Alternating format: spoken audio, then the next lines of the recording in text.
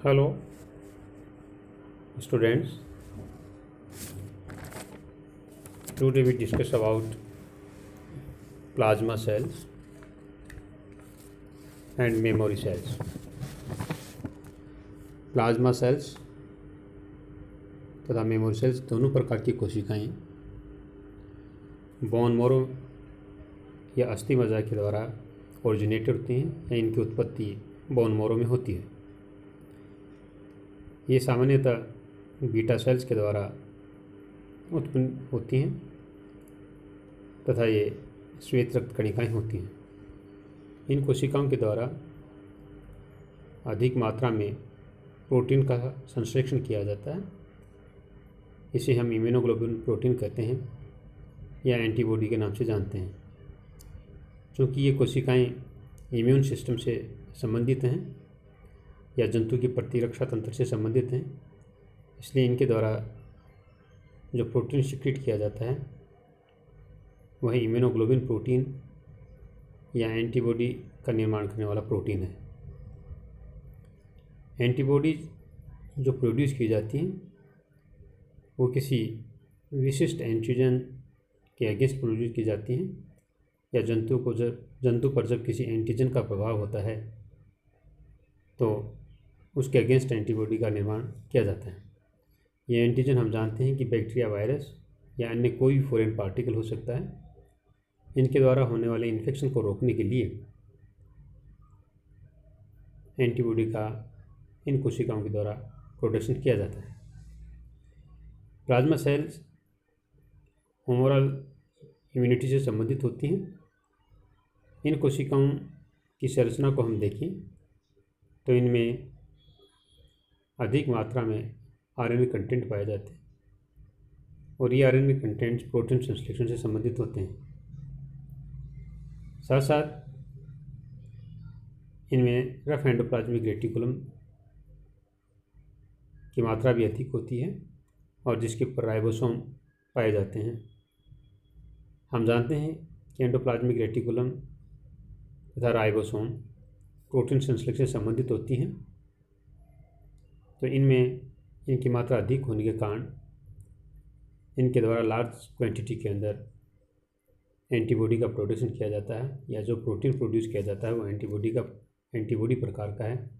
तो हम कह सकते हैं कि इनके द्वारा जो प्रोटीन प्रोड्यूस की गई है वह एंटीबॉडीज प्रोड्यूस की गई है या इम्यूनोग्लोबुलिन प्रोटीन प्रोड्यूस की गई है, जो जंतु को इम्यूनिटी प्रोवाइड करती है या रोगों से लड़ने की क्षमता प्रदान करती है। क्योंकि ये कोशिकाएँ बी लिम्फोसाइट कोशिकाओं के द्वारा उत्पादित होती हैं या बोन मैरो में बी सेल्स के द्वारा इन कोशिकाओं का निर्माण धीरे धीरे डिफ्रेंशिएशन से होता है। अर्थात हम कह सकते हैं कि बी सेल्स के डिफ्रेंशिएशन से या विभेदन से प्लाज्मा कोशिकाओं का निर्माण होता है। बोन मैरो में हम देखें तो इसमें स्टेम सेल्स पाई जाती हैं और ये स्टेम सेल्स आगे विभेदित होकर के बी सेल्स का निर्माण करती हैं। आगे सेल्स डिफ्रेंशिएट होती हैं और बी लिम्फोसाइट्स आदि के अंदर ये कोशिकाएँ विभेदित होती जाती हैं। इनके द्वारा जो इमेच्योर बी लिम्फोसाइट विभेदन से बनती है ये आगे चल के मैच्योर बी लिम्फोसाइट्स में कन्वर्ट होती हैं।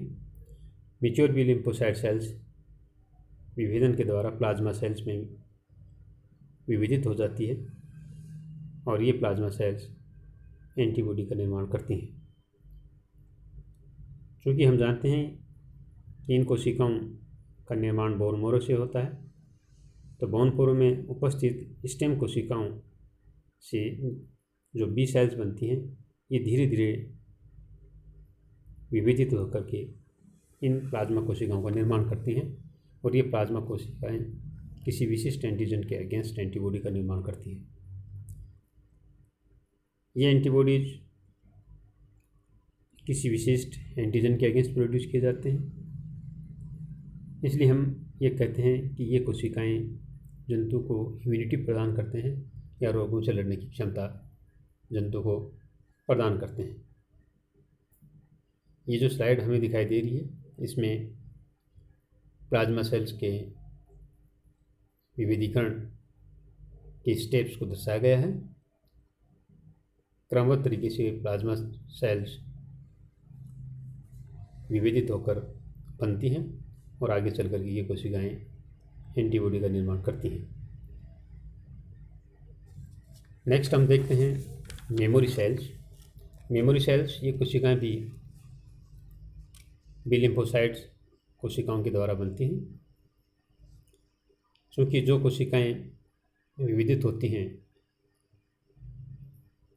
वो प्लाज्मा सेल का निर्माण करती हैं, मगर कुछ कोशिकाएँ जब विभेदित नहीं होती हैं तो ये मेमोरी सेल्स का निर्माण करती हैं या स्मृति कोशिकाओं का निर्माण करती हैं। इन मेमोरी कोशिकाओं के अंदर किसी भी बैक्टीरिया, वायरस या किसी भी एंटीजेंस या किसी भी फॉरेन बॉडी जो जंतु के अंदर रोग उत्पन्न करता है या डिजीज उत्पन्न करता है उसकी मेमोरी पाई जाती है। अर्थात हम कह सकते हैं कि मेमोरी सेल्स प्लाज्मा सेल्स के पूर्ण विभेदन से पूर्व बनती हैं, या जो बोन मैरो में स्टेम सेल्स होती हैं ये कोशिकाएं आगे चल कर के मेमोरी सेल्स में विभेदित होती हैं और इनमें से अधिकांश कोशिकाएं प्लाज्मा सेल्स में विभेदित हो जाती हैं। अर्थात हम कह सकते हैं कि बोन मैरो में ऐसी कोशिकाएं जो प्लाज्मा सेल्स में विभेदित नहीं होती हैं ये आगे चलकर मेमोरी सेल्स में विभेदित हो जाती हैं और इन कोशिकाओं में जंतु को इन्फेक्टेड करने वाले एंटीजन के अगेंस्ट मेमोरी पाई जाती है। जब भी जंतु इस एंटीजन्स के द्वारा या इस कारक के द्वारा या किसी भी संबंधित बैक्टीरिया वायरस जिसे जंतु पूर्व में इन्फेक्टेड हुआ था, उन्हें जब जंतु इसके द्वारा इन्फेक्टेड होता है तो इन मेमोरी कोशिकाओं के द्वारा एंटीबॉडी का निर्माण कर दिया जाता है। या हम कह सकते हैं कि मेमोरी कोशिकाओं में इन्फेक्शन करने वाले कारक की मेमोरी पाई जाती है और जैसे ही उन्हें जब इस कारक के द्वारा जंतु इन्फेक्टेड होता है तो उसके अगेंस्ट मेमोरी कोशिकाओं के द्वारा एंटीबॉडी का निर्माण किया जाता है और इनकी मात्रा तुरंत अधिक मात्रा में बनती है, जिससे जो जंतु में एंटीजन प्रवेश करता है उसको तुरंत नष्ट कर दिया जाता है। तो बेसिकली हम कह सकते हैं कि मेमोरी सेल्स बोन मैरो में प्लाज्मा सेल्स के विभेदन के साथ साथ ही बनती हैं। जो कोशिकाएँ प्लाज्मा सेल्स में विभेदित नहीं होती हैं वो मेमोरी सेल्स ही कहलाती हैं। इन कोशिकाओं के लक्षण को हम देखें तो हम कह सकते हैं कि इन कोशिकाओं की जो सरफेस पाई जाती है वो अधिक होती है, जैसे ये एंटीजेंस के साथ तीव्रता के साथ रिएक्ट कर सकें या उसको नष्ट कर सकें, ये इनमें कैपेसिटी पाई जाती है। मेमोरी सेल्स के दूसरे लक्षण को हम देखें तो ये रक्त में कंटिन्यू रूप से संचरण करता है। तो हम कह सकते हैं these are found in circulating in blood, ये सर्कुलेट होती रहती हैं और जैसे ही कोई एंटीजन जंतु को इन्फेक्शन करता है तो उसको तुरंत ये नष्ट कर देती है। एंटीजन के संक्रमण होने पर या एंटीजन से जब जंतु संक्रमित होता है तो वो ऐसा एंटीजन होगा जो समान प्रकार का एंटीजन है, जैसा कि हमने पहले डिस्कस किया है, या पूर्व में जंतु जिस एंटीजन से संक्रमित हुआ या इन्फेक्टेड हुआ उससे जब पुनः जंतु इन्फेक्टेड होता है तब पूर्ववर्ती तरीके से ही इन एंटीबॉडीज़ का निर्माण कर दिया जाता है। हम इस लाइन चित्र के अंदर हम देख सकते हैं कि बीटा जो बी सेल्स होती हैं या बी लिम्फोसाइट सेल्स धीरे धीरे विभेदित होती हैं, या हम कह सकते हैं इनका डिफ्रेंशिएशन होता है। जैसे जैसे कोशिकाएं डिवीज़न करती जाती हैं तो कुछ सेल्स हमें दिखाई दे रही हैं जो मेमोरी सेल्स में कन्वर्ट हो जाती हैं और कुछ सेल्स आगे चल कर के प्लाज्मा कोशिकाओं का निर्माण करती हैं।